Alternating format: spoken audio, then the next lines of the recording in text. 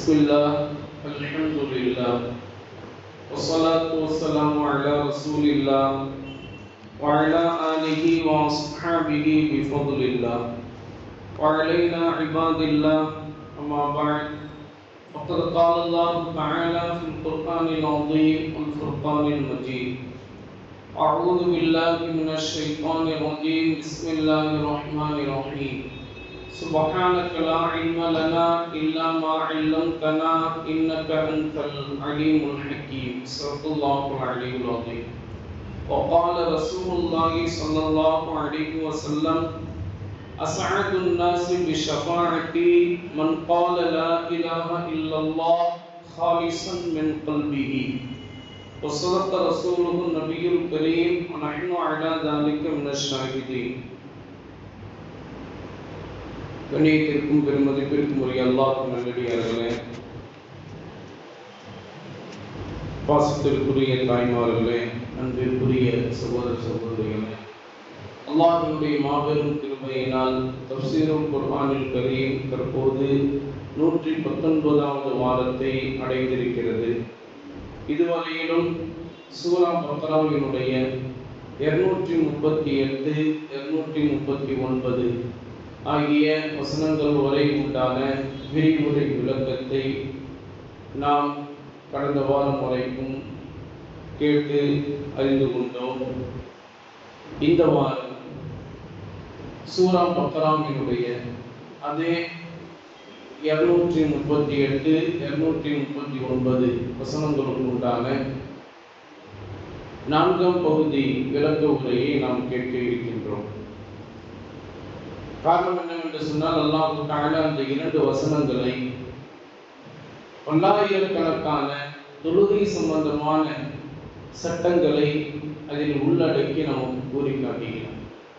குர்ஆனுடைய விரிவுரையாளர்கள் அதை பல பக்கங்களாக நமக்கு விளக்கி காட்டியிருக்கிறார்கள். அதற்கு அவர்கள் விரிவுரையில் சொல்கிறார்கள், وَمَا خَلَقْتُ الْجِنَّ وَالْإِنسَ إِلَّا لِيَعْبُدُونِ. அல்லாஹ் தஆலா இந்த மனித வர்க்கத்தையும் ஜின் வர்க்கத்தையும் நான் என்னை வணங்குவதற்காக வேண்டித்தான் படைத்திருக்கிறேன் என்று அல்லாஹ் தஆலா சொல்லி காட்டுகிறார். அப்படி என்றால் அல்லாஹ்வை வணக்கம் புரிவதற்காக வேண்டித்தான் இந்த உலகில் நாம் படைக்கப்பட்டிருக்கிறோம். அப்படி அல்லாஹ்விற்கு வணக்கம் புரியக்கூடிய இபாதத்துகளில் மிக முக்கியமான இபாதத் தொழுகையாக இருக்கிறது. ஒரு முஃமினுக்கு தொழுகை சரியாகிவிட்டால் மற்ற அனைத்தும் சரியானதாக ஆகிவிடும். ஒரு முஃமினுக்கு தொழுகை சரியான முறையில் அமையாவிட்டால் மற்ற எல்லா விஷயங்களும் சரியான முறையில் அவனுக்கு அமையாது. தொழுகையை வைத்துதான் அவனுடைய பொருளாதாரம், அவனுடைய நடைமுறை, முஃமினுடைய எல்லா விதமான காரியங்கள் எல்லாம் சரியான முறையில் அல்லாஹ்வினுடைய கண்ணோட்டத்தின் அடிப்படையில் அல்லாஹ்வுடைய ரஹ்மத்துடைய பார்வையில் அவனுக்கு நடைபெறும். தொழுகை என்பது அவ்வளவு முக்கியம் வாய்ந்ததாக இருக்கிறது. அதனால்தான் அல்லாஹ் தஆலா அந்த 2 வசனங்களில் அவ்வளவு பெரிய சட்ட சுருக்கங்களை நமக்கு 4 வரிகளில் அல்லாஹ் தஆலா விளக்கி காட்டுகிறார். அதை குர்ஆனை விரிவுரையாளர்கள் ஒவ்வொரு வார்த்தையாக நமக்கு ஒவ்வொரு சட்டத்தை உணர்த்தியவாறு நமக்கு சொல்லி காட்டுகிறார்கள். அதில் முதலாக அவர்கள் சொல்லி காட்டக்கூடிய விஷயம் என்னவென்று சொன்னால், அல்லாஹ்வின் தூதர் ஸல்லல்லாஹு அலைஹி வஸல்லம் அவர்கள் சொல்லி காட்டுகிறார்கள், இஸ்லாம் என்பது 3 விஷயங்களை தூண்களாக கொண்டு அமைந்திருக்கின்றன. அதில் ஒன்று லா இலாஹ இல்லல்லாஹ் முஹம்மது ரசூலுல்லாஹ் ஸல்லல்லாஹு அலைஹி வஸல்லம் என்கின்ற கலிமாவை சொல்லி நாம் ஈமான் கொள்வது. இரண்டாவது, ஒவ்வொரு நாளும் அல்லாஹ்விற்காகவே தொழக்கூடிய 5 வேளை தொழுகை. மூன்றாவது ரமலான் மாதத்தில் 30 நாட்களும் நாம் வைக்கக்கூடிய நோன்பு. இந்த மூன்றும் மார்க்கத்தில் கவாயிது என்று சொல்லப்படக்கூடிய கவாயிது தீன், இந்த மார்க்கத்தின் தூண்களாக இருக்கின்றன. சொல்லிவிட்டு நபிகள் நாயகம் ஸல்லல்லாஹு அலைஹி வஸல்லம் சொல்கிறார்கள், இந்த மூன்றில் ஏதேனும் ஒன்றை ஒரு முஃமின் விட்டுவிட்டால் அந்த முஃமின் எப்படிப்பட்ட முஃமினாக இருக்கின்றான் என்று சொன்னால் அவன் காஃபிராகி விடுவான். நவுதுபில்லாஹ் என்றால் அல்லாஹ் நம் அனைவரையும் காப்பாற்றி அருள் புரிவானாக. இறை மறுப்பாளனாக மாறிவிடுவான். அதோடு நபிகள் நாயகம் ஸல்லல்லாஹு அலைஹி வஸல்லம் அவர்கள் அந்த நபிமொழியை முடித்துக் கொள்ளவில்லை. அதோடு சேர்த்து சொல்கிறார்கள், அவனை கொல்வதற்கு கூட நமக்கு உரிமை இருக்கிறது. கொல்வதற்கு கூட நமக்கு உரிமை இருக்கிறது. தொழுகையை விட்டவனை கொலை செய்வதற்கு கூட மார்க்கத்தில் உரிமை இருக்கிறது. அதனால்தான் நீங்க பார்த்தீங்கன்னா அரபுலக தேசங்கள் எங்கெல்லாம் இஸ்லாத்தினுடைய சட்டங்கள் நிறுவப்படுகிறதோ அந்த அரபுலக தேசங்கள்ல தொழுகையை விட்டவனை கண்காணித்துக் கொண்டே இருப்பார்கள். தொடர்ச்சியாக விட்டவனை அழைத்து அவனை எச்சரிப்பார்கள். தாரிக்கு ஸலாத்தாக இருக்கிறாய், தொழுகை விட்டவனாக இருக்கிறாய், கவனமாக இருந்தவள், உன்னை கண்காணித்துக் கொண்டே நாங்கள் இருக்கிறோம். தொழுகையில் கவனக்குறைவானாக நீ ஆகிவிடாது என்று கூப்பிட்டு அழைத்து எச்சரிப்பார்கள். இரண்டாவது, தொழுகைக்கு வராவிட்டால் அவனுடைய சம்பாத்தியத்தை அதில் கை வைப்பார்கள், பொருளாதாரத்தில் கை வைப்பார்கள். மூன்றாவது, அவனுடைய உயிரை வாங்கி விடுவார்கள். இதுதான் அரபுலக தேசத்தில் இன்று வரை நடைபெற்று கொண்டு இருக்கிறது. ஏன்னா நபிகள் நாயகம் ஸல்லல்லாஹு அலைஹி வஸல்லம் அவர்கள் தொழுகையை விட்டவனுக்கு அவனுடைய உயிரை வாங்குவதற்கு கூட நமக்கு உரிமை இருக்கிறது என்று நபிகள் நாயகம் ஸல்லல்லாஹு அலைஹி வஸல்லம் சொல்லியிருக்கிறார்கள். அது மட்டும் இல்லாம இன்னொரு ஹதீஸ்ல நபிகள் நாயகம் ஸல்லல்லாஹு அலைஹி வஸல்லம் அவர்கள் சொல்கிறார்கள், என்ன சொல்றாங்கன்னா, ஒவ்வொரு இறை தூதருக்கும் அல்லாஹ் தஆலா ஏற்றுக்கொள்ள தகுந்த ஒரு துஆ கேட்பதற்கு அல்லாஹ் தஆலா வாய்ப்பு கொடுக்கின்றார். நபிமார்களுக்கு ஒவ்வொரு இறை தூதருக்கும் ஒரு துஆ கேட்டா அந்த துஆ உடனடியாக ஏற்றுக்கொள்ளப்படும். அல்லாஹ்விடத்தில் நபிகள் நாயகம் ஸல்லல்லாஹு அலைஹி வஸல்லம் சொல்றாங்க, ஒவ்வொரு நபிக்கும் துஆ ஏற்றுக்கொள்ளப்படக்கூடிய ஒரு வாய்ப்பு கொடுக்கப்படும்.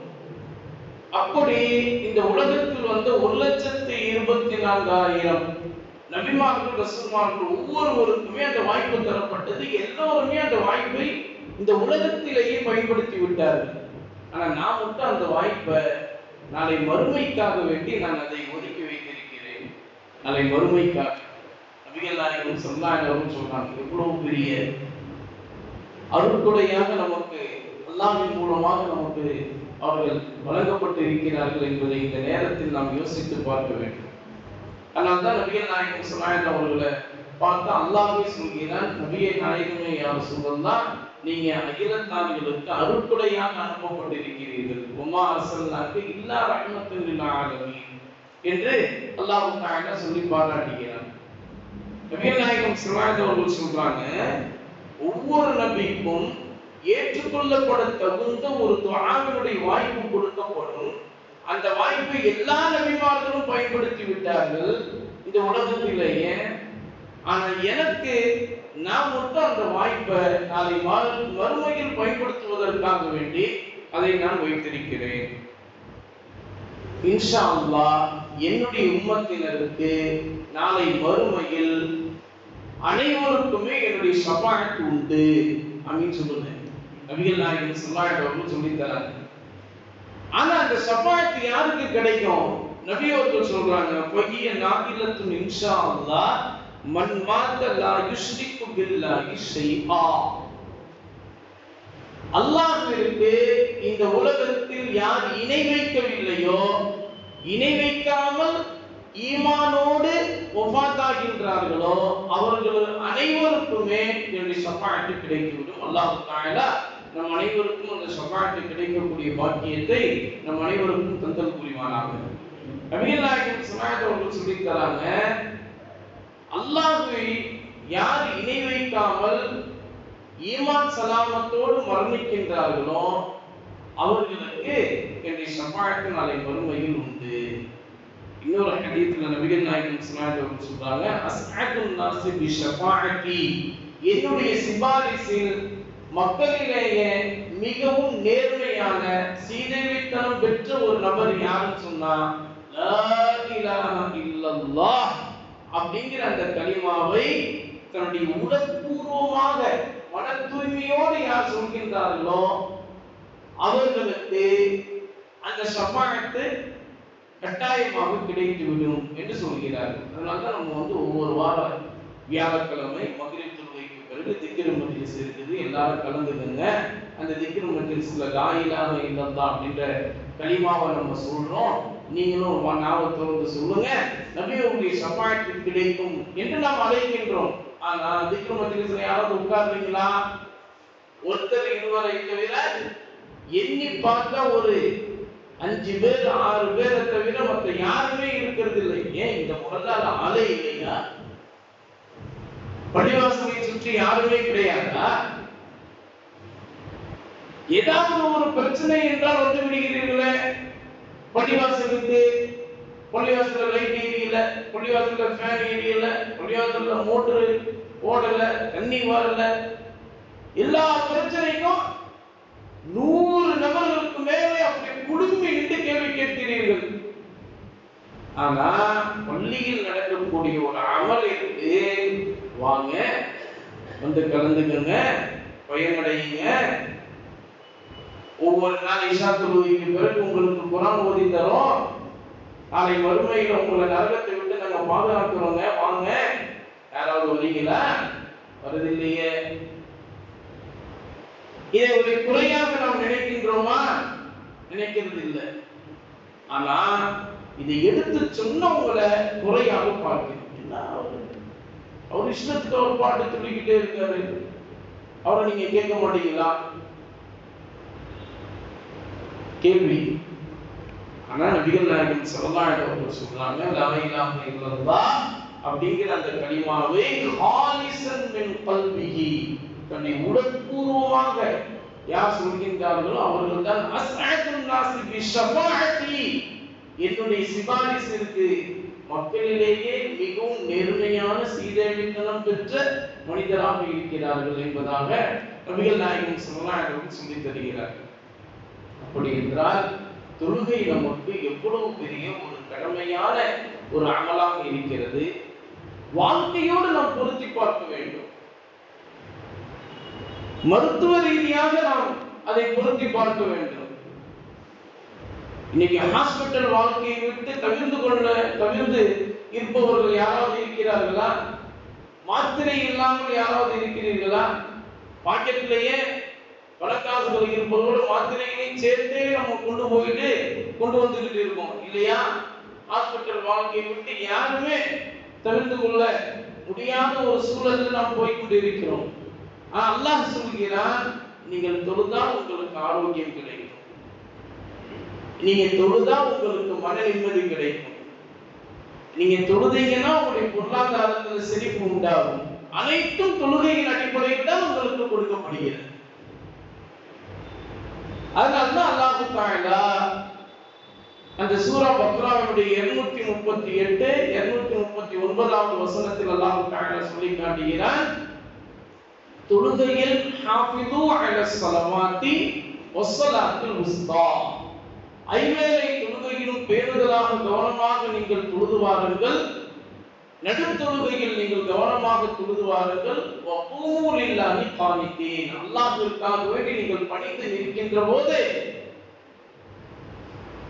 அல்லாஹ்வை பயந்த நிலையில் பயபக்தியோடு நீங்கள் நின்று தொழுதுங்கள். ஃபஇன் கிஃப்தும், ஏதாவது ஒரு எதிரியை பார்த்தோ ஏதாவது விஷ ஜந்துக்களை பார்த்து நீங்கள் பயந்தீர்களேயானால் ஃபரிஜாலன் அவ் ருக்பானா, நடந்து கொண்டே தொழுங்கள். வாகனத்தில் பயணித்துக் கொண்டே தொழுகுங்கள். ஆக மொத்த தொழுகையை விட்டு விடாதீர்கள். எந்த காரணத்தையும் சொல்லி சப்பக்கட்டான ஏதாவது ஒரு காரணத்தை சொல்லி தொழுகையை விட்டு விடாதீர்கள். ஒன்று நடந்து கொண்டோ அல்லது வாகனத்தில் பயணித்துக் கொண்டோ எப்படியாவது தொழுது விடுங்கள். அந்த பயம் உங்களுக்கு நீங்கி போய்விட்டால், பயமற்றவர்களாக நீங்கள் ஆகிவிட்டால்,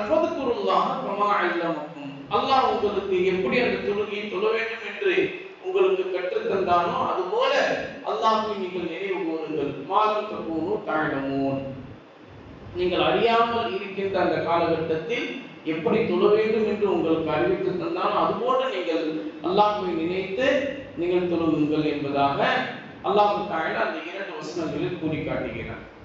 அதை தொடர்ந்து குர்ஆனுடைய விரிவுரையாளர்கள் சொல்லி காட்டுகிறார்கள், தொழுகையை விட்டவர் காஃபிராகி விடுவானா?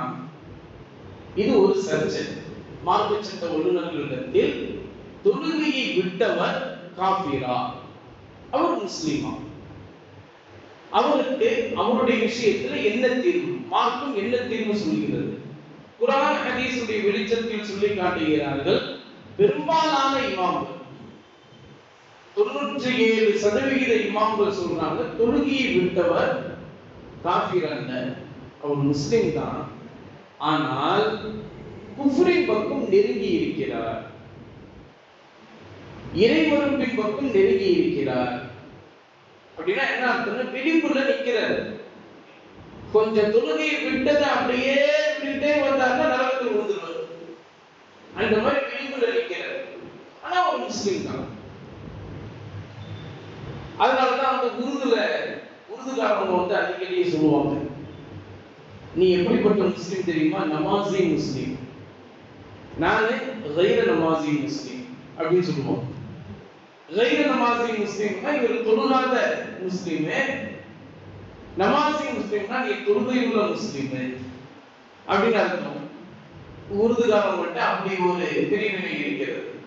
நமாசி முஸ்லிம்னா அது ஒரு தரப்பில் ஒரு கண்ணோட்டத்தில் பார்க்கப்படும், கைர நமாசி முஸ்லிம்னா அது ஒரு தரப்பில் கண்ணோட்டத்தில் பார்க்கப்படும். அதை வைத்துதான் அவங்க மாப்பிள்ளை பொண்ணெல்லாம் பார்த்து அவங்க எடுப்பாங்க, நமாசியா கைர நமாசியா அப்படிலாம் பார்த்துதான் பொண்ணு மாப்பிள்ளை எடுப்பாங்க. இது என்ன குடும்பம்? நமாசி முஸ்லிம்னா ஓரளவுக்கு ஏத்துக்கலாம், கைர நமாசி பக்கத்திலே நெருங்கிறாரப்பா அப்படின்னு சொல்லுவாங்க. ஏன்னா அந்த தொழுகையை அடிப்படையாக வைத்து மாப்பிள்ளை பெண்ணுடைய அந்த நற்குணத்தை கணக்கிடப்படுகிறது. அந்த அடிப்படையில் சொல்றாங்க இமாம்கள் வல்லுநர்கள் சொல்லி காட்டுகிறார்கள், 97% இமாம்கள் சொல்றாங்க தொழுகையை விட்டவர் காஃபிர் அல்ல, இறை மறுப்பாளர் அல்ல, அவர் முஸ்லிம் தான், ஆனா இறை மறுப்பின் பக்கம் நெருங்கி இருக்கிறார். தொழுகையை தொடர்ச்சி அவர் விட்டுக்கிட்டே வந்தார்னா இறை மறுப்பாளராக மாறிடுவார்.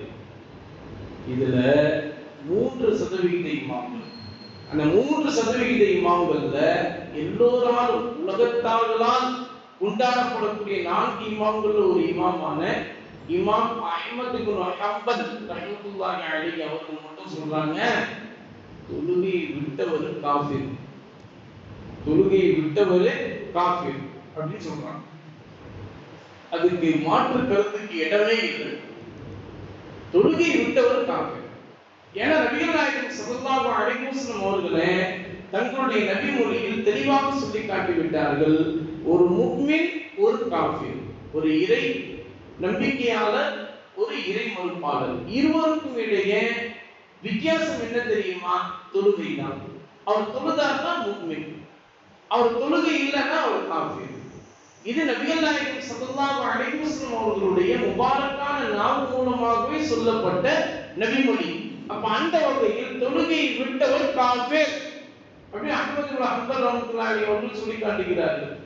அதனாலதான் அவங்களுக்கு கல்வியை இல்மை படித்து கொடுத்த இமாம் ஷாஃபி ரஹ்மத்துல்லாஹி அலைஹி அவர்கள் ஒரு நாள் அந்த அஹ்மத் ரஹ்மத்துல்லாஹி அவங்கள பார்க்க வந்தாங்க. இது தபக்காத்து ஷாஃபிஈயா என்ற பெரும் கொண்ட கிதாபு, இமாம் தாஜுத்தீன் சுபுகி ரஹ்மத்துல்லாஹி அவர்கள் எழுதிய கிதாபு, வெறும் கொண்ட 24 பாகங்கள் இருக்கும். அந்த பாகம் கொண்ட அந்த கிதாபுல தாஜுத்தீன் சுபுகி ரஹ்மத்துல்லாஹி அவர்கள் சொல்லி காட்டுகிறார்கள், இமாம் ஷாஃபி ரஹ்மத்துல்லாஹி அலைஹி இந்த விஷயத்தை கேட்டோன்னே இமாம் அஹ்மது ரஹ்மத்துல்லாஹி அலைஹி பார்க்கறதுக்கு வராங்க. இமாம் அஹ்மது ரஹ்மத்துல்லாஹி அலைஹி வந்து உங்களுக்கு மாணவர், இமாம் ஷாஃபி ரஹ்மத்துல்லாஹி அலைஹி வந்து உஸ்தாத். உஸ்தாத் வந்து ஆசிரியர் வந்து மாணவரை பார்க்க வருவாங்க. பார்க்க வந்துட்டு எல்லாம் சலாம்லாம் சொல்லி கொடுத்தோன்னே மாணவர் வந்து எழுந்திருச்சு உஸ்தாத் அவர்களை அந்த சிம்மாசனத்தில் உட்கார வச்சுட்டு, என்ன உஸ்தாத் நல்லா இருக்கீங்களா அப்படின்லாம் கேட்டுட்டு, என்ன வந்திருக்கீங்க, உங்களுடைய வருகைக்கு காரணம் என்ன அப்படின்னு மாணவர் கேட்கிறாங்க. யார்? அஹ்மது ரஹ்மத்துல்லாஹி கேட்கிறாங்க. கேட்டோன்னே இமாம் ஷாஃபி ரஹ்மத்துல்லாஹி சொல்றாங்க, நம்ம நீ ஒரு சட்டத்தை சொன்னியாம்பா, மக்கள் தான் சொல்லிக்கிட்டு இருக்காங்க, அஹ்மது ரஹ்மத்துல்லாஹி சொல்லிட்டாங்க, அஹ்மது ரஹ்மத்துல்லாஹி சொல்லிட்டாங்க அப்படின்னு சொல்லிட்டு பரவிக்கொண்டே இருக்கிறது. என்ன தொழுகை விட்டவர் காஃபிரா, தொழுகை விட்டவர் காஃபிரா அப்படின்னு கேட்கிறாங்க.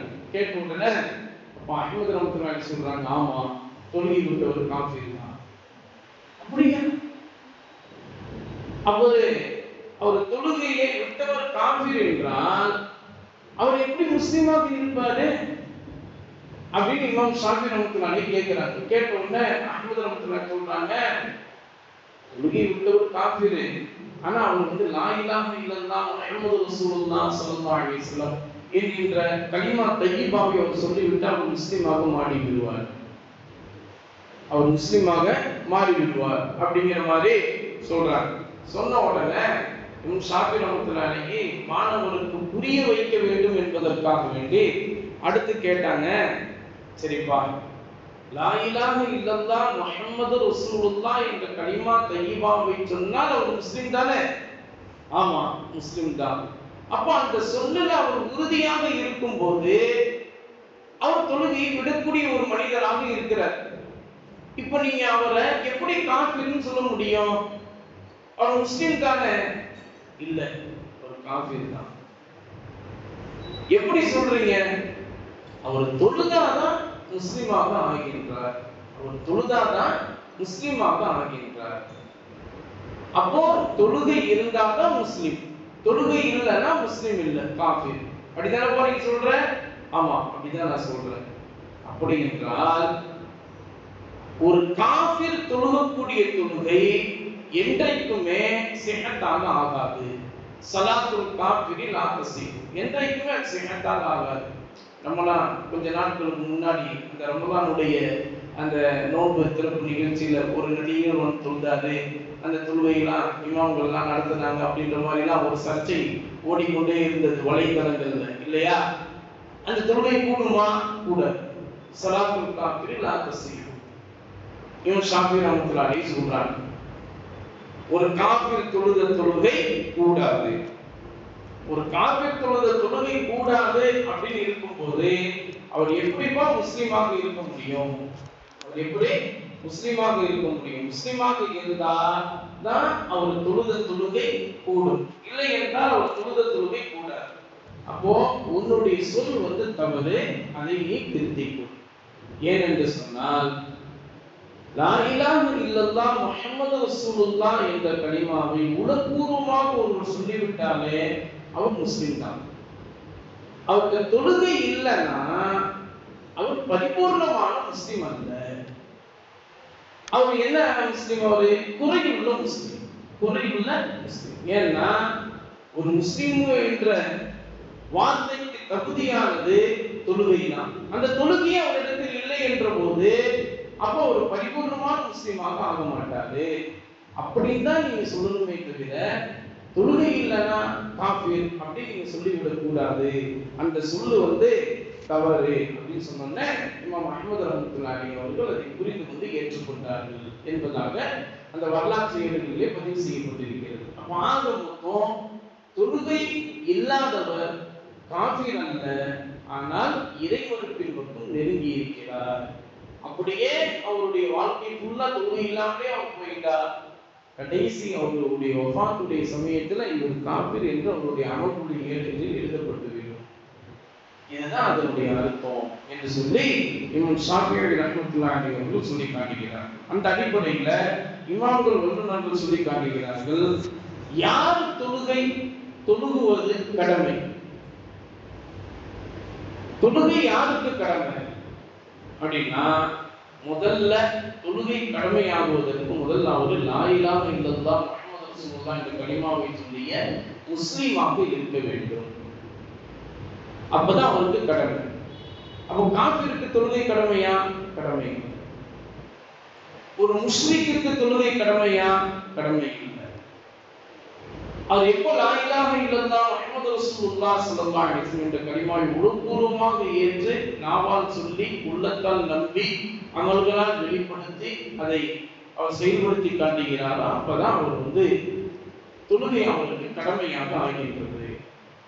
ஒன்று. இரண்டாவது, புத்தி சுவாதீனம் உடையவராக இருக்க வேண்டும். இரண்டாவது நிபந்தனை புத்தி சுவாதீனம் உடையவராக இருக்கணும். அப்படின்னா மயக்கம் ஏற்படக்கூடியவருக்கும் மயக்கம் ஏற்பட்டவருக்கும் அதே மாதிரி குடிபோதையில தள்ளாடுபவருக்கும் தொழுகை கடமை கிடையாது. தொழுகை அவருக்கு கடமையே ஆகல. இல்லைங்க முஸ்லீம் தான், ஏதோ குடிச்சிட்டு வந்தனால போதையில கிடக்குறாரு, பள்ளிவாசலுக்கே வரக்கூடாது. யா இவல்லதி நாமும் லா தக்ரபு ஸலா வ அன்தும் சுகாரா, நீங்க போதையில இருக்கும்போது பள்ளியின் பக்கமே நீங்கள் நெருங்கி விடாதீர்கள் என்று அல்லாஹ் தஆலா சொல்லி காட்டுகிறார். அதனால புத்தி சுவாதீனம் உடையவராக இருக்கணும். வைத்தியம் பிடித்தவராகவோ மயக்கம் உண்டானவராகவோ அல்லது போதை உண்டானவராகவோ அவர் இருக்கக்கூடாது. இது இரண்டாவது நிபந்தனை. மூன்றாவது நிபந்தனை, வாலிப வயதை அடைந்தவராக இருக்க வேண்டும். வாலிப வயதை அடைவது அப்படின்னா ஒரு ஆணுக்கு 14, 13 வயதிலிருந்து, ஒரு பெண்ணிற்கு 9 வயதிலிருந்து, இதான் மார்க்கம் சொல்லக்கூடிய வயது. இது நம்ம உலகத்தினுடைய இந்த சூழல்கள்ல சில பேருக்கு மாறி வரலாம், சில பேருக்கு முன்கூட்டியே வந்துடலாம் வாலிப வயது, சில பேருக்கு பின்னால் தள்ளி வரலாம். ஒரு சில ஆண் மக்களுக்கு 18 வயதுல தான் வாலிப வயதை அடைவார். ஒரு சில பெண் மக்களுக்கு அவங்க 15 வயசுல தான் வயது அவங்க அடைவாங்க. இது மாதிரிதான் இருக்கு. அதெல்லாம் விதிவிலக்கு. பெரும்பாலான விஷயத்தை வைத்துதான் சட்டத்தை சொல்ல போகும். அந்த அடிப்படையில ஒரு ஆண் வாலிப வயதை அடைவது 13, 14 வயது, ஒரு பெண் வாலிப வயதை அடைவது 9 வயதிலிருந்து வாலிப வயதை அடைந்து விடுகிறார். ஆயிஷா சித்திகா ரலியல்லாஹு தஆலா அன்ஹா அவர்கள் 9 வயதிலேயே அவர்கள் வாலிப வயதை அடைந்து விட்டதால் தான் நபிகள் நாயகம் ஸல்லல்லாஹு அவர்களுக்கு மனைவியாக அவர்களை திருமணம் முடித்து கொடுக்கப்பட்டது. அந்த அபூபக்கர் சித்திக் ரலியல்லாஹு தஆலா அவர்கள் நபி ஸல்லல்லாஹு அவங்களுக்கு மனைவியாக அவங்க ஆக்கி கொடுத்தார்கள். அப்படி ஆக்கி கொடுக்கும்போது நபி ஸல்லல்லாஹு அவர்கள் சொன்னாங்க, 9 வயது பெண்மணியா இருக்கிறதுனால தாயினுடைய அந்த ஒரு அரவணைப்பு அவர் தேடக்கூடியவளா இருக்கும். அதனால உங்ககிட்டே இருக்கட்டும், என்னுடைய மனைவி தான், உங்ககிட்டே இருக்கட்டும், ஒரு நல்ல ஒரு அந்த வயது மூப்பு வந்த உடனே நான் அழைத்துக் கொள்கிறேன் என்பதாக நபிகள் நாயகம் ஸல்லல்லாஹு அவர்கள் பெற்றோரிடத்திலேயே அவர்களை விட்டு சென்று விட்டார்கள் என்று வரலாறு நமக்கு கூறி காட்டுகிறது. ஆக மொத்தம் வாலிப வயதை அடைந்தவளாக இருக்கணும். அப்போதான் கடமையே ஆகின்றது. அப்போ கடந்த வாரத்துல நீங்க சொன்னீங்க 7 வயசுலயே தொழுகணும்னு நீங்க சொல்லுங்க அப்படின்னு சொன்னீங்கல்ல, அப்படின்னு கேள்வி கேட்கலாம். 7 வயதில் நீங்க தொழுகுங்கன்னு பிள்ளைங்களுக்கு பழக்கப்படுத்தி விடுங்க. 10 வயதுல ஏற்பா தொழுகல அப்படின்னு காயம் ஏற்படாத அளவுக்கு அடியுங்க. கடமை என்று நம்ம சொல்லல, அவன் தொழுகுவது கடமை அப்படின்னு நம்ம சொல்லல. கடமை எப்ப? வாலிப வயதை அடிக்கிற போதுதான் கடமை. கடமை என்று வந்ததற்கு பிறகு நீங்க அடிக்க வேண்டிய தேவையெல்லாம் இல்லை. எப்பா நீ தொழுகலன்னா நரகத்துக்கு போயிடுவார். ஏன்னா சக்கர் என்ற நரகத்துல இருக்கக்கூடியவர்களை பார்த்து மலக்குமார்கள் கேட்டார்கள், மாசலத்துக்கும் பீ சக்கர், சக்கர் என்ற நரகத்துல ஏன்பா நீங்க வந்தீங்க? இவ்வளவு கஷ்டப்பட்டு கொண்டு இவ்வளவு நரக வேதனை அடைந்து கொண்டு இருக்கிறீர்களே அப்படின்னு கேட்கும் போது சக்கர் என்ற நரகத்தில் இருக்கும் நரகவாதிகள் சொன்னாங்க, காது லம்னக்கும் இடல் முசல்லி, நாங்க உலகத்தில் வாழும்போது தொழுகையாளிகளாகவே இல்லை, அதனாலதான் நாங்க சக்கர் என்ற நரகத்துக்கு வந்தோம் சொல்றாங்க. வலம்னக்கும் நுத்தகைமுல் மிஸ்கி, நாங்கள் ஏழைக்கு உணவளிப்பதில்லை. ஒக்குன்னா நபூது மஅல் ஹாயிதீன், வீணான செயல்களை செயல்படுபவர்களோடு நாங்களும் சேர்ந்து வீணான செயல்பாடுகளை அப்படியே செஞ்சிட்டோம். ஒக்குன்னா நுக்கத்திபு பியோமித்தீன், மறுமை நாளை நாங்கள் போய்விட்டோம். உலகம் தான் என் அப்டேட்டு, மறுமைலாம் ஒன்றும் கிடையாது. இந்த இமாம்கள்லாம் அப்படிதான் சொல்லிக்கிட்டு இருப்பாங்க. அப்படின்னு சொல்லி மறுமை நாளை நாங்கள் பொய்ப்பித்தோம். ஹத்தா அத்தானல் யக்கீன், எதுவரைக்கும் எங்களுக்கு மௌத் வருகின்ற வரை நாங்கள் அப்படிதான் இருந்தோம். அதனால ஃபமா தன்ஃபஅஹும் ஷஃபாஅத்து ஷாஃபிஈன், இந்த மறுமை நாளில் எங்களுக்கு சிபாரிசு செய்யக்கூடியவர்களுடைய சிபாரிசு கூட எங்களுக்கு பயனளிக்கவில்லை, நாங்கள் நரகத்துல வந்துட்டோம் அப்படின்னு சொல்லி அந்த நரகவாதிகள் சொல்லக்கூடிய அந்த விஷயத்தை நமக்கு சொல்லி காட்டுகிறார். ஆக மொத்தம் தொழுகை வாலிப வயதை அடைந்தவர்களுக்கு கடமை. இப்ப முஸ்லிமாக இருக்கணும், புத்தி சுவாதீனம் உடையவராக இருக்கணும், அதுபோல வாலிப வயதை அடைந்தவராக இருக்க வேண்டும். இது நிபந்தனை. அதன் பிறகு சொல்லி காட்டுறாங்க, அல்லாஹ் தஆலா நமக்கு எத்தனை தொழுகைகளை கடமையாக்கி இருக்கிறார். ஃபர்து, ஃபர்லான தொழுகை எத்தனை அப்படின்னா, ஐவேளை தொழுகை நமக்கு ஃபர்து. ஃபஜ்ர், லுஹர், அஸ்ர், மக்ரிப், இஷா, இது ஃபர்லான தொழுகை. இப்ப நமக்கு ஒரு சந்தேகம் வருது. என்ன சந்தேகம் வருதுன்னா, வித்ர் தொழுகைய நம்ம ரமலான் மாசத்துல தராவீஹ் தொழுகை முடிஞ்ச உடனே அஸ்ஸலாத்து வாஜிபுல் வித்ர் அப்படின்னு நம்ம சொல்றோம். அப்படின்னா வித்ர் தொழுகை வாஜிபு. வித்ர் தொழுகை வாஜிபுனா என்ன? கட்டாயமா தொழுகை ஆகணும், இல்லை என்றால் குற்றம் உண்டாகிவிடும். அப்படி என்றால் ஃபர்து வாஜிபு இரண்டும் வெவ்வேறா, இரண்டும் ஒண்ணா அப்படின்னு ஒரு சந்தேகம் இல்லையா? ஃபர்து வேற, வாஜிபு வேற. ஃபர்து வேற, வாஜிபு வேற. ஹனஃபி மذஹபின் அடிப்படையில் ஃபர்து என்றால் அதை விட்டால் அவன் காஃபிர் ஆகிவிட்டான், வாஜிபை விட்டால் குற்றம் உண்டாகிவிடும். வாஜிபை விட்டால் குற்றம் உண்டாகிவிடும். அதனாலதான் தொழுகையில் ஏதாவது கடமையாக செய்ய வேண்டிய அந்த விஷயங்களை ஏதாவது நம்ம விட்டுட்டோம்னா, அந்த சலாம் கொடுக்கிறதுக்கு முன்னாடி அத்தஹியாத்திற்கு பிறகு நம்ம 2 சஜ்தா சஹு நாம் செய்து விடுகிறோம். இது வாஜிபை விட்டால். ஃபர்தையே விட்டுட்டா தொழுகையே கூடாது. 4 ரக்காத் தொழுதுட்டேன் சார், அத்தஹியாத்தை மட்டும் ஓதுறதுக்கு விட்டுட்டேன் சார், கொஞ்சம் இறக்கப்படுங்களேன். இறக்கப்பட முடியும், தொழுகையே கூடாது. அப்ப என்ன செய்யணும்? 4 ரக்காத் திருப்பி தொழுகணும். வாஜிபை விட்டுறீங்க அப்படின்னா ஒன்றும் பிரச்சனை இல்லை. சலாம் கொடுக்கறதுக்கு முன்னே 2 சஜ்தா சஹு நீங்க செய்தால் போதும். இதான் வாஜிபுக்கும் ஃபர்துக்கும் உண்டான வித்தியாசம். அந்த அடிப்படையில் வித்ர் தொழுகை வாஜிப், அது ஃபர்து அல்ல. அதனால வித்ர் தொழுகையை விட்டா நமக்கு குற்றம் உண்டாகிவிடும். நம்ம காஃபிர்னு சொல்லப்பட மாட்டோம், அது குற்றம் உண்டாகிடும். அதனால வித்ர் தொழுகையை ஒண்ணே இஷா தொழுத உடனேயே வித்ர் தொழுகையை நம்ம சேர்த்து தொழுதுறணும். அப்படி இல்லையா, தஹஜ்ஜுத் தொழுகைக்கான பக்குவம் யாருக்கு இருக்குதோ அவங்க தஹஜ்ஜுதுக்கு எழுந்து தொழும் போது வித்ர் தொழுது விட்டு தஹஜ்ஜுத் தொழுவும். வித்ர் தொழுது விட்டு தஹஜ்ஜுத் தொழுவும். இப்போ எல்லாத்துக்கும் இன்னொரு ஒரு சந்தேகம் என்னன்னா, நபி ஸல்லல்லாஹு அலைஹி அவர்கள் வித்ர் தொழுகை கடைசி தொழுகையாக நீங்க தொழுகுங்க அப்படின்னு சொல்லியிருக்காங்கல்ல.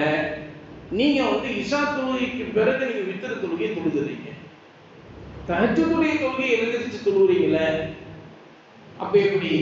தஹஜ்ஜுத் தொழுகை அடுத்த நாளிற்கு உண்டான தொழுகையினுடைய ஆரம்ப தொழுகை. நல்ல விளங்கி, ஒவ்வொரு நாளினுடைய கடைசி தொழுகையாக வித்ரு.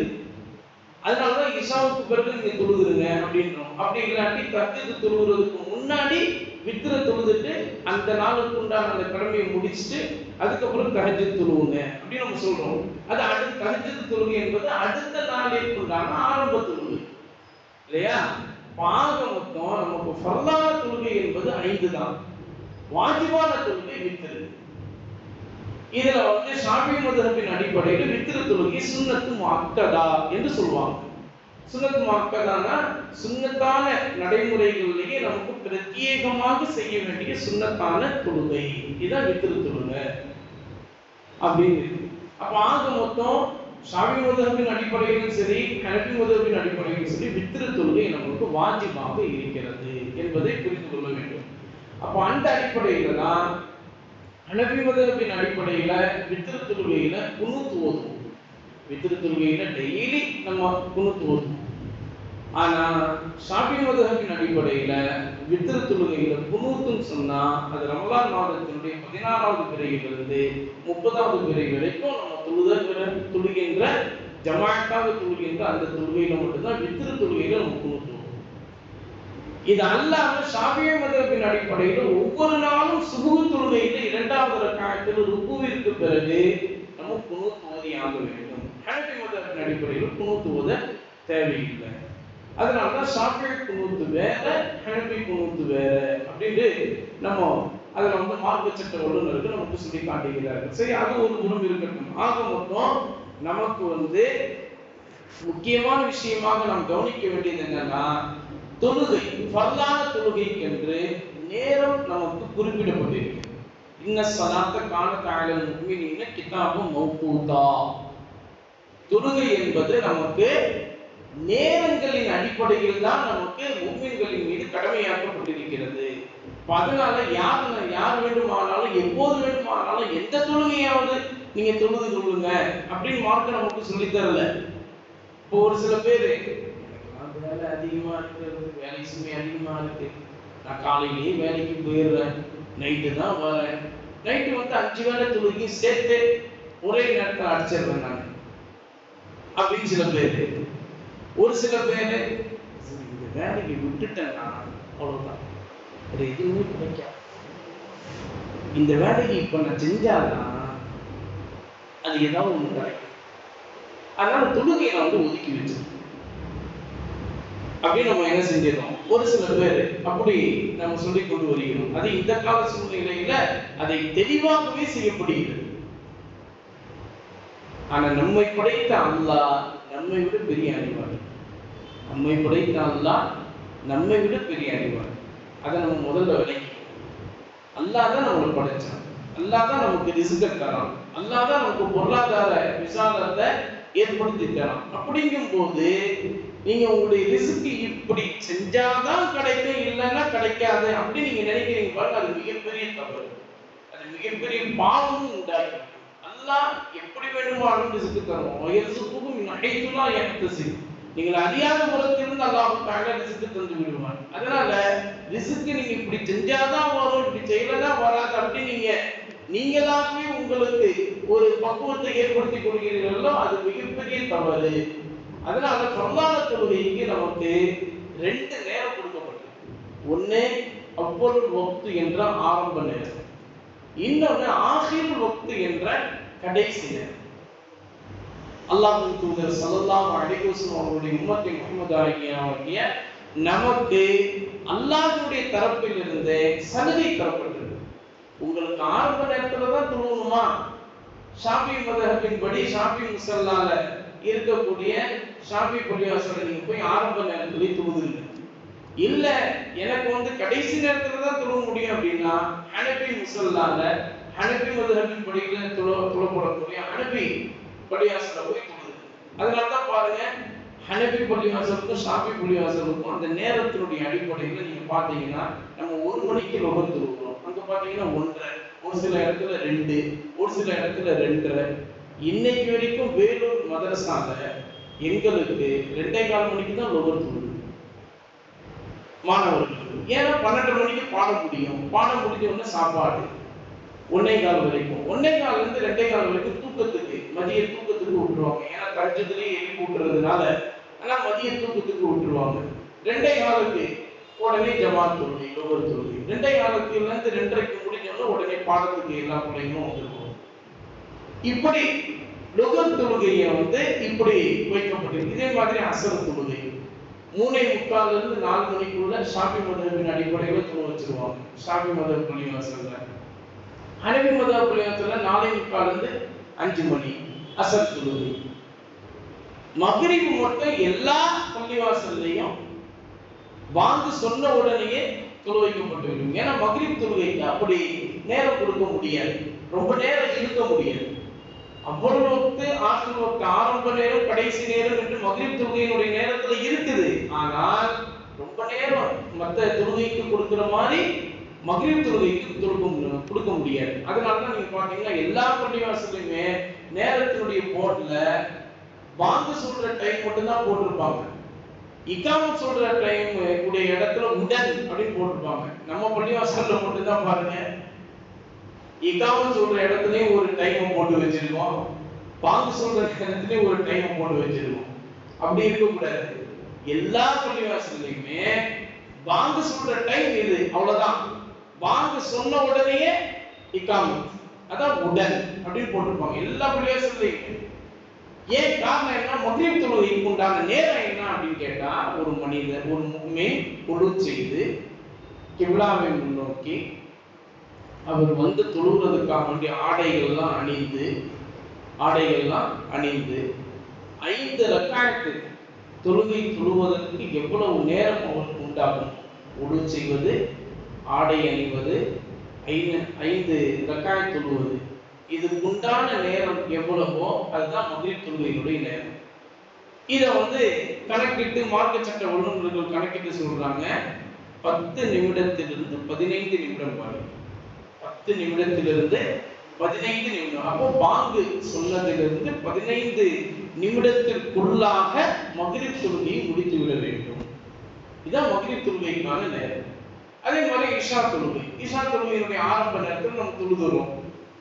இதனுடைய கடைசி நேரம் என்ன அப்படின்னு கேட்டா 12-12:30 வரைக்கும். அதுக்கப்புறம் தஹஜ்ஜுடைய நேரம் அது தொடங்கிடும். அதனாலதான் நபி ஸல்லல்லாஹு அலைஹி வஸல்லம் சொல்றாங்க, இஷாவினுடைய டைம் வந்து நீங்க 6 பகுதியாகவோ அல்லது 3 பகுதியாகவோ உங்களுடைய வேலைகளுக்கு ஏற்றவாறு நீங்க வந்து அதை பிரித்து வைத்துக் கொள்ளுங்கள் என்பதாக இஷாவுடைய டைம்ல நமக்கு சொல்லித் தரப்படுது. அப்ப ஆக மொத்தம் எந்த தொழுகையுமே அதற்குண்டான நேரத்திலேயே தொழுவதுதான் சிறப்பு. அதனாலதான் 2 நேரம் நமக்கு சலுகையாக கொடுக்கப்படும். ஒண்ணு ஆரம்ப நேரம் அவ்வளவு வக்து, இன்னொன்னு ஆகிய வக்து கடைசி நேரம். இப்ப இந்த 2 நேரத்தையும் விட்டுட்டு வேறொரு நேரத்துலதான் என்னால தொழுக முடியுது அப்படின்னா அந்த தொழுகை கதாவாக ஆகிவிடும், அதாவான தொழுகையாக ஆகாது. நல்லா விளங்கிக்கணும்.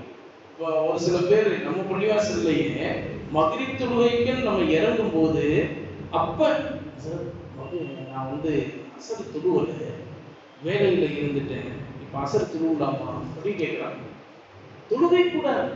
தொழுக கூடாத நேரங்கள் நம்ம போர்ட்ல எழுதி போட்டிருக்கோம் பாருங்க. சூரிய உச்சம், சூரிய உதயம், சூரியன் மறைவு, தொழக்கூடாத நேரங்கள். தொழுவை கூடாது, ஹராம். தொழுவதே ஹராம். ஏன் ஹராம்? காரணம் என்ன? சூரியன் உதயமாகுவது, சூரியன் மறைவது, சூரியன் உச்சத்தில் இருப்பது, அந்த நேரத்தில் நீங்க தொழுதீங்கன்னா நீங்க அல்லாஹ்வை வணங்குறதுக்காண்டி தொழுவல. நீங்க எதை வணங்குறீங்க? சூரியனை வணங்குறீங்க, சந்திரனை வணங்குறீங்க. அப்போ சூரிய வணங்கிகளாக நீங்கள் ஆகிவிடுவீர்கள். லா தஸ்ஜுது லிஷம்ஸி வலா லில்கமர் வஸ்ஜுது லில்லாஹி அல்லதி خلقகுன்ன இய்யாஹு தஅபுதுன். அல்லாஹ் சொல்றான், முஃமின்களே நீங்கள் சூரியனையும் சந்திரனையும் நீங்கள் சஜ்தா செய்து விடாதீர்கள், உங்களை படைத்த அல்லாஹ்வை நீங்கள் சஜ்தா செய்யுங்கள். அப்படி என்றால் தொழக்கூடாத இந்த 3 நேரங்கள்ல நீங்க தொழுதீங்கன்னா சூரிய வணங்கிகளாக மாறிவிடுவீர்கள். நவுது பில்லாஹி மினன்னார். அல்லாஹ் காப்பாற்றி அருள் புரிவானாக. அந்த நேரத்தில் தொழக்கூடாது. அதனாலதான் அல்லாஹ் தஆலா இந்த 2 நேரத்தை நமக்கு அமைத்து தந்திருக்கிறார். அதுக்கப்புறம் நம்ம முக்கியமான விஷயம், நம்முடைய சென்னை மாநகரத்துக்கு முக்கியமா இதை நம்ம சொல்ல வேண்டிய கட்டாயத்தில் இருக்கிறோம். ஏன்னா நம்ம தான் வந்து இந்த ஐடி கம்பெனி, ஐடியில வேலை பார்க்குறவங்க, இவங்களெல்லாம் நம்ம வந்து பெரிய ஆட்களாக நம்ம நினைக்கணும். எல்லாம் நிறைய சம்பளம் வாங்குறாங்க, நைட்ல வேலை செஞ்சா இவ்வளவு சம்பளம், காலையில சாயங்காலம் வரைக்கும் வந்து இவ்வளவு சம்பளம் அப்படின்னு நம்ம பெருசா பார்க்கிறோம். ஆனா ஒன்றை நன்றாக விளங்கிக் கொள்ள வேண்டும், கார்ப்பரேட் நிறுவனங்கள் நம்மை அமலில் இருந்து, இபாதத்தில் இருந்து நம்மை முழுமையாகவே வேறொரு பாதைக்கு அவர்கள் நம்மளை கொண்டு சென்று கொண்டிருக்கிறார்கள் என்பதை முஃமினான மக்கள் கட்டாயமாக இதை விளங்கி வைத்துக் கொள்ள வேண்டும்.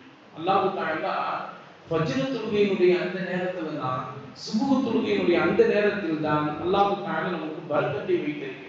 ஆனா நம்ம அந்த நேரத்துல தான் நல்லா தூங்குறோம். 11 மணி வரைக்கும் தூங்கிட்டு 12 மணிக்கு எழுந்திருச்சு குளிச்சுட்டு நாஸ்தா சாப்பிட்டுட்டு, அப்பதான் நாஸ்தாவே சாப்பிடுவோம், அது மதிய நேரம் சாப்பிடுவாங்க. அப்போ நாஸ்தா சாப்பிட்டு நம்ம வேலைக்கு போயிடுறோம் இல்லையா? பரக்கத்தே இல்லை. பரக்கத்து வேணும் வேணும்னு கேட்கறீங்க, ஆனா பரக்கத்துக்குரிய நேரத்துல நீங்க வேலை செய்யாம தூங்குறீங்களே, உடைய தூக்கமே பரக்கத்து இல்லாமல் ஆக்கி விடுகிறது, சூனியமாக ஆக்கி விடுகிறது. அதனால்தான் நபிகள் நாயகம் ஸல்லல்லாஹு அலைஹி வஸல்லம் சொல்றாங்க, இஷா தொழுகைக்கு முன்பு தூங்குவது மக்ரூஹ்.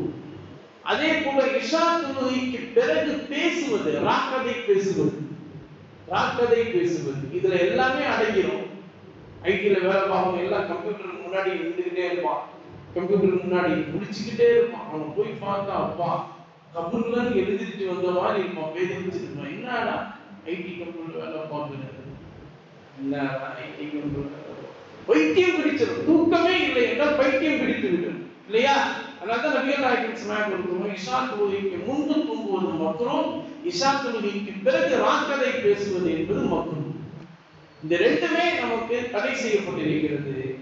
அது இந்த சென்னை மாநகரத்துடைய சூனியமாகவே போய்விட்டது. நம்முடைய மக்களை, நம்முடைய பிள்ளை செல்வங்களை நாம் தான் காப்பாற்றி ஆக வேண்டிய சூழலில் இருக்கிறோம். அதனால் தொழுகையில் நம்முடைய பிள்ளை செல்வங்களுக்கு அதற்குண்டான நேரத்தில் தொழுகை அவர்கள் தொழுவதற்கு நாம் பக்குவத்தை அவர்களுக்கு கொடுக்க வேண்டிய கட்டாய சூழலில் இருக்கிறோம்.